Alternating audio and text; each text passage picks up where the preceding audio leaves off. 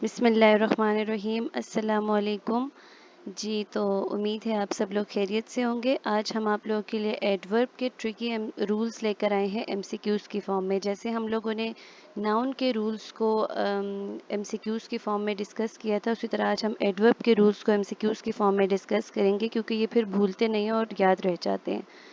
अच्छा, before moving on, कल noun और उसके रूल्स जब हम लोग डिस्कस कर रहे थे ना, तो उसमें एक छोटी सी मैंने मतलब मिसअंडरस्टैंडिंग की थी कि स्पीशीज़ वर्ड होता है जो सिंगुलर और प्लूरल दोनों में सेम रहता है। ठीक है, वो स्पीशी नहीं होगा, वो स्पीशीज़ होगा। Species, SPECIES। ठीक है, स्पीशीज़ वर्ड होगा जिसकी सिंगुलर और प्लूरल फॉर्म दोनों सेम होती है एज अ नाउन। ठीक है, वो आप लोगों ने ठीक कर लेना है। अब देखते हैं एडवर्ब के क्वेश्चन नंबर 1 को। वो है कि identify the error. Question, the population is not growing so fastly. Option A the, option B population, option C growing, option D fastly. जी, कौन सा ऑप्शन करेक्ट होगा?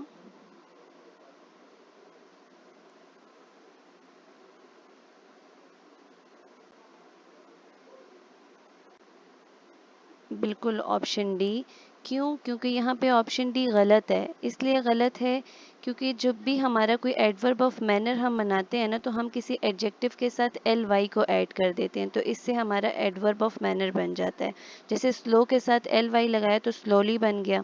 स्लो एक एडजेक्टिव था, ये एक एडवर्ब ऑफ मैनर में चेंज हो गया। लेकिन कुछ ऐसे वर्ब्स हैं जैसे seem, look, appear, sound, prove, turn, grow, become etcetera. ये ऐसे वर्ब्स हैं कि इनके बाद एडजेक्टिव्स ही लगता है, एडवर्ब नहीं लगता। मतलब हम लोग एल वाई का ऐड नहीं कर सकते इनके बाद। ठीक है, लेकिन अगर आप यहाँ पे देखो तो ये ग्रो वर्ड है और इसके साथ इन्होंने फास्टली लगाया, दैट्स वाई ये फास्टली रॉन्ग है, यहाँ पे फास्ट होना चाहिए था। ठीक है, कुछ ऐसे वर्ब्स हैं जिनके साथ हमें इनके साथ हमें एडजेक्टिव को पुट करना है, नॉट एडवर्ब। एल वाई के विदाउट हम लोगों ने इसके साथ एडजेक्टिव को ऐड करना है, तो इस वजह से फास्ट करेक्ट होगा, फास्टली यहाँ पर रॉन्ग है। ठीक है, उसके बाद क्वेश्चन नंबर 2 है, choose the correct option. Option A the child was fully dressed and sitting on her father's lap. Option be the child were fully dressed and sitting on her father's lap. Option see the child was fully dressed and sitting on her father's lap. Option D the child was fully dressed and sat on her father's lap. ठीक है, इसमें से correct option कौन सा होगा?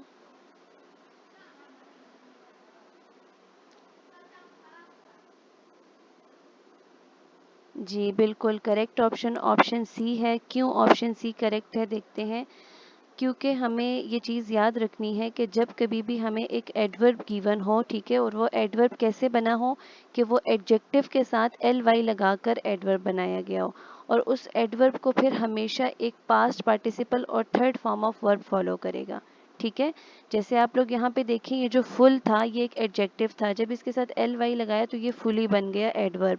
तो इस adverb को हमेशा third form of the verb यानी पास्ट पार्टिसिपल फॉलो करेगा जो ड्रेस्ड है। ठीक है, ये देखें, the child was fully dressed and sitting on her father's lap. Fully को यहाँ पे third form of the verb follow करेगा। इस ऑप्शन में देखो तो यहाँ third form of the verb तो है, लेकिन द चाइल्ड के साथ गलत वर्ब लगा है, वर, तो इसलिए ये ऑप्शन क्रॉस है। इस ऑप्शन में ड्रेस है, इस ऑप्शन में ड्रेस है, तो ये ऑप्शन गलत हो गए।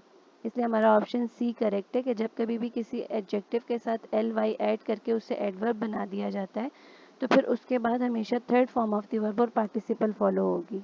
ठीक हो गया। क्वेश्चन नंबर 3 है कि Catherine was 25 years young enough to be chip's daughter. ठीक है, इसमें हमने आइडेंटिफाई करना है कि ये जो अंडरलाइन पोर्शन है ये हमारा एडजेक्टिव है, एडवर्ब है, इंटरजेक्शन है या डिटर्मिनर है। ठीक है, तो अब देखें, इस मुझे बताएं करेक्ट ऑप्शन कौन सा है।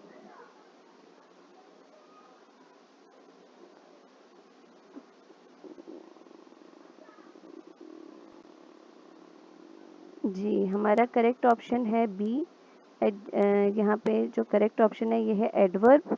क्यों करेक्ट ऑप्शन है एडवर्ब? क्योंकि देखें, ये जो इनफ वर्ड है ना, ये एडजेक्टिव के तौर पर भी एक्ट कर सकता है और एडवर्ब के तौर पर भी एक्ट कर सकता है। ये कब एडजेक्टिव और कब एडवर्ब के तौर पर एक्ट करेगा? जब ये इनफ वर्ड एडजेक्टिव के बाद लगा होगा। तो तब ये एक एडवर्ब के तौर पर एक्ट करेगा। लेकिन अगर यही इनफ वर्ड नाउन से पहले लगा होगा तो फिर ये एक एडजेक्टिव का काम करेगा। अगर आप इसमें देखो तो यहाँ पे यंग एक एडजेक्टिव है और इसके बाद यहाँ पर इनफ का वर्ड लगा है। तो जब किसी एडजेक्टिव के बाद इनफ का वर्ड लगा होगा तो फिर हम लोग यहाँ पर इसको एडवर्ब लेंगे। ठीक है, इस वजह से यहाँ पर एडवर्ब करेक्ट है। ठीक है, एडजेक्टिव यंग को फॉलो कर रहा है इनफ, तो इस वजह से ये एक एडवर्ब है। क्वेश्चन नंबर 3 है, choose the correct option. Alina visited us at 7 o'clock in July on Monday in 2018. Option B, Alina visited us in July at 7 o'clock on Monday in 2018. Option C, Alina visited us at 7 o'clock in 2018 on Monday. Option D, Alina visited us at 7 o'clock on Monday in July 2017. जी कौन सा option correct होगा?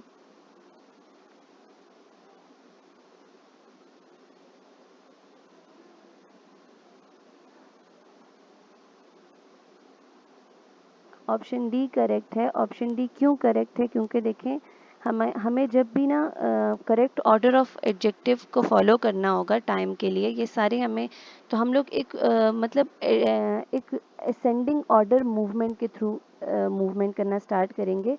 Ascending order movement का मतलब क्या है कि हम लोग हमेशा टाइम से ले शुरू करेंगे, फिर हम डे की तरफ जाएंगे, फिर हम मंथ की तरफ और फिर हम ईयर की तरफ। जैसे असेंडिंग ऑर्डर होता है कि छोटे से बड़े की तरफ जाना, तो छोटे पार्ट से बड़े पार्ट की तरफ मूवमेंट को हम कहेंगे कि असेंडिंग ऑर्डर मूवमेंट है। ठीक है, यानी कि सबसे पहले वक्त, फिर उसके बाद दिन, फिर महीना और फिर साल। तो इस वजह से हम अगर ऑप्शन डी देखें ना, तो सबसे पहले 7 o'clock ऑन मंडे इन जुलाई इन 2017, यानी टाइम, डे, मंथ और फिर ईयर। ठीक हो गया? आपने याद रखना है कि असेंडिंग ऑर्डर का मतलब होता है छोटे से बड़े की तरफ मूव करना। तो पहले टाइम सबसे थोड़ा, फिर दिन थोड़ा बड़ा, फिर मंथ उससे बड़ा और फिर ईयर सबसे बड़ा। इसलिए ऑप्शन डी यहाँ पर करेक्ट है। उसके बाद अगर हम क्वेश्चन नंबर 4 देखें, choose the correct option. Maha was welcomed happily yesterday at the railway station. Option B, Maha was welcomed yesterday happily at the railway station. Option C, Maha was welcomed happily at the railway station yesterday. Option D, Maha was welcomed at the railway station happily yesterday. कौन सा option correct होगा? जी बिल्कुल, option D correct है। क्यों option D, sorry, option C correct है। ठीक है, option C क्यों करेक्ट है? क्योंकि ऑप्शन सी के अंदर हमें ये, जब भी कोई दो या दो से ज़्यादा एडवर्ब्स गिवन होंगे एक सेंटेंस में, तो हम उसके लिए एक एमपीटी रूल को फॉलो करेंगे। एम का मतलब है एडवर्ब ऑफ मैनर, पी का मतलब है एडवर्ब ऑफ प्लेस और टी का मतलब है एडवर्ब ऑफ टाइम। यानी हमारे सेंटेंस के अंदर अगर हमें adverb of manner, adverb of place और एडवर्ब ऑफ टाइम तीनों गिवन है, तो सबसे पहले मैनर लिखेंगे, फिर प्लेस लिखेंगे, फिर टाइम लिखेंगे। अब देखें इस क्वेश्चन के अंदर सबसे पहले आप लिखोगे मैनर, मैनर है हैप्पीली। उसके बाद पी से place at the railway station, फिर आ जाएगा टाइम, टाइम से मुराद यस्टरडे।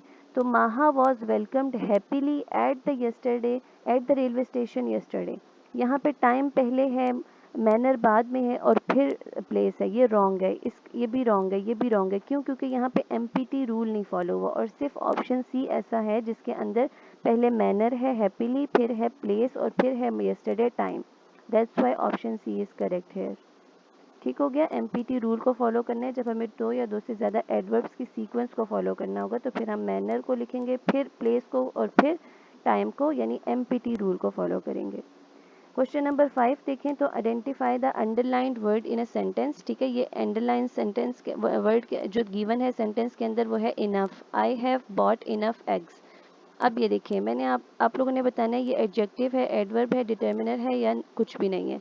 तो देखिए, अभी मैंने आप लोग को पिछले एक सवाल में रूल बताया कि जो इनफ है वो एडजेक्टिव के तौर पर भी एक्ट करता है और एडवर्ब के तौर पर भी एक्ट करता है। कब वो एडवर्ब होता है, कब वो एडजेक्टिव होता है, ये डिपेंड करता है कि क्या इनफ वर्ड को एडजेक्टिव के बाद आ रहा है तो वो एक एडवर्ब होगा। अगर इनफ वर्ड नाउन के बाद, नाउन से पहले आ रहा है, तो फिर ये हमारा एडजेक्टिव होगा। तो अगर आप यहाँ पे देखें, एग्स, एग्स नाउन है, तो इस वजह से ये जो इनफ वर्ड है नाउन से पहले आ रहा है, तो यहाँ पे ये एडजेक्टिव का काम करेगा। इसलिए ऑप्शन ए यहाँ पर करेक्ट है। क्वेश्चन नंबर 6 देखें तो mark the correct option among these.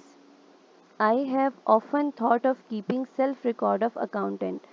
Option B, I often have thought of keeping self record of accountant. Option C, I have thought often of keeping self record of accountant.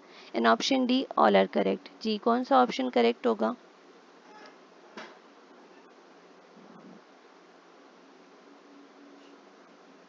Ji option B correct है। Option B इसलिए correct है क्योंकि देखें option B के अंदर ये जो often है एडवर्ब ऑफ फ्रीक्वेंसी है, ठीक है, ये पहले लगा है और बाद में उसके बाद नाउन वर्ब वगैरह लगा है। तो ये हमारा रूल है, ठीक है, एडवर्ब का, कि जब भी हमने एडवर्ब ऑफ फ्रीक्वेंसी पुट करना है तो उसको वर्ब फ्रेज से पहले पुट करना है। हमारे एडवर्ब ऑफ फ्रीक्वेंसी में ऑफन, ऑलवेज, एवर, नेवर ये शामिल हैं। तो जब भी हमने इनको पुट करना है तो हमने इन्हें वर्ब फ्रेज से पहले पुट करना है, सब्जेक्ट के बाद और वर्ब फ्रेज से पहले। ठीक है, तो बाकी तमाम ऑप्शंस में बी को छोड़कर इसको वर्ब फ्रेज के बाद लगाया गया है एडवर्ब ऑफ फ्रीक्वेंसी को, तो इसलिए वो सारे गलत हैं।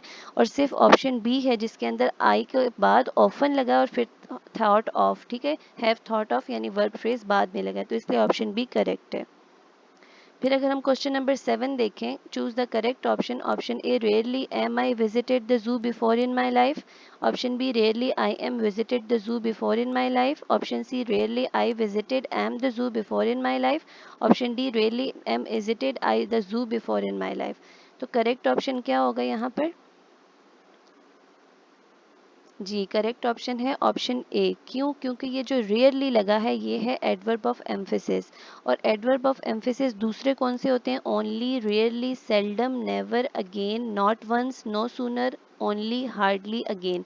तो जब कभी भी ये हमारे एडवर्ब ऑफ एम्फेसिस बिगिन कर रहे होंगे या स्टार्ट कर रहे होंगे किसी सेंटेंस को, ठीक है, तो फिर क्या हो जाएगा कि उस सेंटेंस के अंदर जो सब्जेक्ट वर्ब ऑर्डर होगा ना, सब्जेक्ट वर्ब वर्ड ऑर्डर, वो रिवर्स हो जाएगा। मतलब जिस आम सेंटेंस में पहले सब्जेक्ट होता है फिर वर्ब होता है, लेकिन अगर एडवर्ब ऑफ एम्फेसिस बिगिन कर रहे हैं, सेंटेंस को स्टार्ट में आ रहे हैं, तो फिर हमारा वर्ब पहले हो जाएगा और सब्जेक्ट बाद में हो जाएगा। यानी कि इस एडवर्ब ऑफ एम्फेसिस की वजह से स्टार्ट पर हमारा जो सब्जेक्ट वर्ब ऑर्डर होगा वो रिवर्स हो जाएगा, जिसकी वजह से यहाँ पर ये जो रेयरली के बाद एम आई है ऑप्शन ए में, ये करेक्ट है और इसलिए हमारा ऑप्शन ए करेक्ट ऑप्शन है। क्वेश्चन नंबर 8 कहता है कि choose the correct option. I was asked there for I was not allowed to jump. Option B, I was asked there for I was not allowed to jump. Option C, I was asked there for I was not allowed to jump. Option D, I was asked there for I was not allowed to jump. जी कौन सा option correct है इसमें से? Yes, option C correct है। क्यों option C correct है? क्योंकि ये रूल है कि जब कभी भी हमें कंजंक्टिव एडवर्ब दिए होंगे जैसे देयर फॉर, हाउएवर, तो इनसे पहले सेमी कॉलन आएगा और इनके फौरन बाद कोमा आएगा। दोबारा से सुने कि जब कभी भी हमें कंजंक्टिव एडवर्ब्स, जैसे यहाँ पे देयर फॉर कंजंक्टिव एडवर्ब है, ये गिवन होंगे तो हम इनसे पहले सेमी कॉलन लगाएंगे और इनके बाद कोमा लगाएंगे, तभी वही वाला ऑप्शन हमारा करेक्ट होगा। इस वजह से हमारा ऑप्शन सी जो है वो करेक्ट ऑप्शन है। ठीक है, conjunctive adverbs therefore, however, etcetera से पहले सेमीकोलन और इनके बाद कोमा आएगा। फिर अगर हम क्वेश्चन नंबर 9 देखें, identify the error in this below sentence. Ali was very appreciated by the headmaster. Option A Ali, option B appreciated, option C very, option D was. जी कौन सा ऑप्शन करेक्ट है? किस में एरर है? Yes, option C. क्यों? क्योंकि हमें ये रूल याद रखना है कि ये जो वेरी है ना, ये इस्तेमाल, इसका अकेला इस्तेमाल गलत होगा। क्यों गलत होगा? क्योंकि जब कभी भी हमें किसी सेंटेंस के अंदर passive part of verb given होगा ना, पैसिव पार्ट ऑफ वर्ब, अब पैसिव पार्ट ऑफ वर्ब की पहचान हम कैसे करेंगे? क्योंकि ये देखें, इस appreciated third form of the verb के फौरन बाद बाय लगा है, तो हमें पता चल जाएगा कि ये जो हमारा वर्ब है ये पैसिव फॉर्म ऑफ वर्ब है। तो जब कभी भी passive form of verb given होगा, ठीक है, passive form of verb given होगा, तो उससे पहले हम लोग वेरी का इस्तेमाल नहीं करेंगे, बल्कि हम किस चीज़ का इस्तेमाल करेंगे? We are given with third form of as a part of passive verb, very much या मच का इस्तेमाल करेंगे, सिर्फ अकेले वेरी का इस्तेमाल नहीं करेंगे। इसलिए यहाँ पर ये जो वेरी ऑप्शन है ऑप्शन सी, ये रॉन्ग है।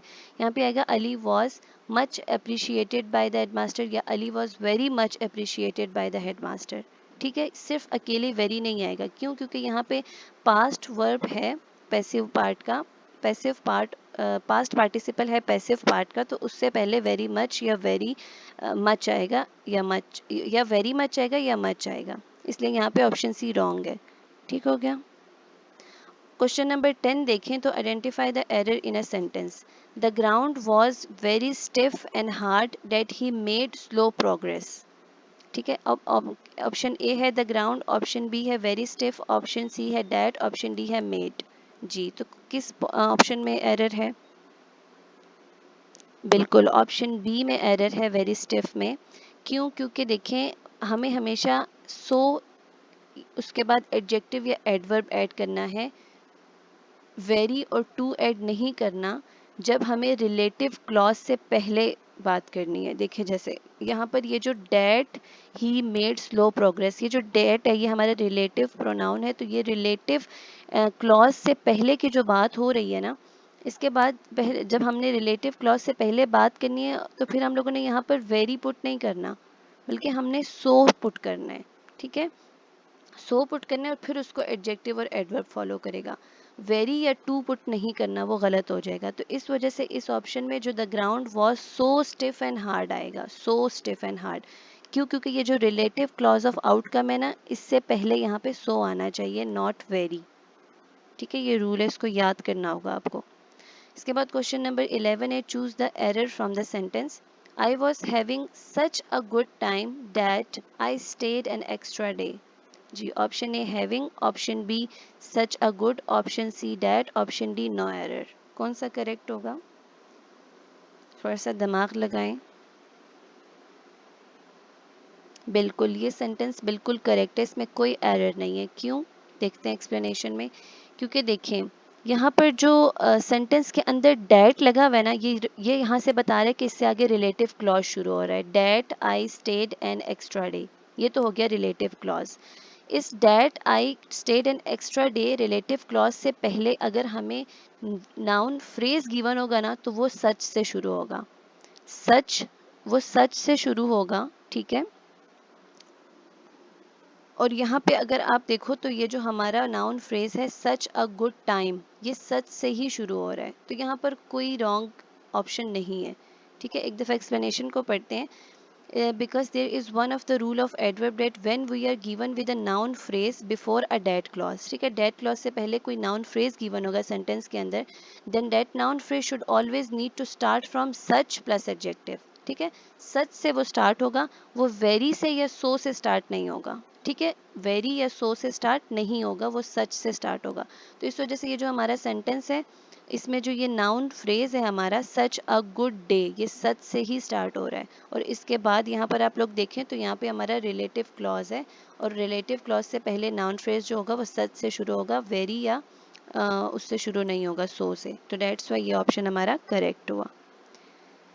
जी, तो ये थे हमारे 11 रूल्स ऑफ एडवर्ब के, कहाँ आपको एडवर्ब यूज़ करना है, किस तरीके से यूज़ करना है, कैसे जज करना है कि ये एडवर्ब है ये एडजेक्टिव है। ठीक है, ये बहुत ज़्यादा ट्रिकी रूल्स हैं, तो इनको एज सच मेमोराइज़ करना बहुत टफ़ है। इस वजह से इस पर ये शॉर्ट एफ़र्ट थी, मैं कह सकती हूँ कि स्मॉल एफ़र्ट थी मेरी, कि मैंने इस पर छोटी सी वीडियो बनाकर आप लोग को रूल्स को इजी फॉर्म में एक्सप्लेन कराने की पूरी कोशिश की है। तो उम्मीद है इंशाल्लाह ताला आप लोग को फ़ायदा होगा इससे।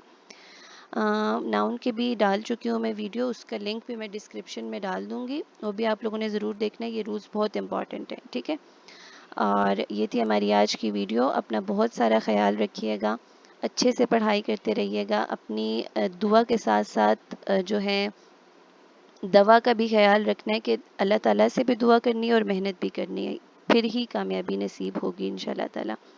जी, अपना बहुत सारा ख्याल रखिएगा। Last but not the least, must subscribe my channel and share it with your all your friend and share it with all your friends and take care. Allah हाफिज़।